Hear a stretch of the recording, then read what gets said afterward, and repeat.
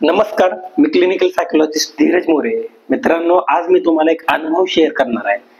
एक पेशंट आहे माझ्याकडे, ज्याने दोन महिने झालं व्यसन सोडलेलं आहे. तर चुकून त्याच्या घेण्यात आली, व्यसन थोडं करण्यात आलं त्याच्याकडनं. तरी चुकून त्यानं एकदा व्यसन केलं आणि ते व्यसन त्यानं स्टॉप केलं. मनाचं नियंत्रण केलं किंवा काही गोष्टी वापरून पुन्हा फॉलोअपला येऊन गोळ्या औषध घेऊन ते व्यसन त्यानं स्टॉप केलं. पण ते व्यसन पुन्हा त्याचा कोटा पूर्ण होईना गेला, म्हणून त्याला कुठं ना कुठं त्रास व्हायला लागला.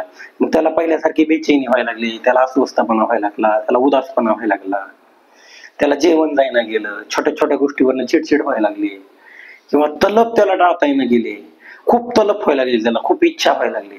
एकदा व्यसन केलं ना, त्यानं एकदाच व्यसन केलं, मग त्याचं जे मन आहे, त्याची जी मेंदू आहे, तो पुन्हा त्या गोष्टी मागायला लागल्या. म्हणून म्हणतोय मित्रांनो, जर आपण एकदा जरी व्यसन केलं तर पुन्हा आपलं ते पहिल्यासारखं व्यसन होऊ शकतं. त्यामुळे एकदाचा दारुडा कायमचा दारुडा असं आम्ही म्हणतो पेशंटला. तर आपल्या मेंदूमध्ये काही पेशी असतात, त्याला आम्ही रिसेप्टर्स असं म्हणतो. तर एकदा जरी आपण व्यसन केलं तरी रिसेप्टर सगळे जागरूक होतात, ह्या पेशी सगळ्या जागरूक होतात आणि पुन्हा पहिल्यासारखं ते कोटाची मागणी करतात, व्यसनाची मागणी करतात. म्हणून त्या पेशींना एकदा थोडंच व्यसन केलं म्हणून त्या पेशी पुन्हा ऍक्टिव्ह झाल्या. त्या पेशी ऍक्टिव्ह झाल्यामुळं त्या पेशी कुठं ना कुठं ते व्यसन मागायला लागल्यात, ते व्यसन करण्यासाठी त्याला प्रवृत्त करायला लागल्यात आणि त्याला खूप त्रास व्हायला लागला. मित्रांनो, आज जवळजवळ 16-17 दिवस झाले तो त्या त्रासापासून झुंजत आहे.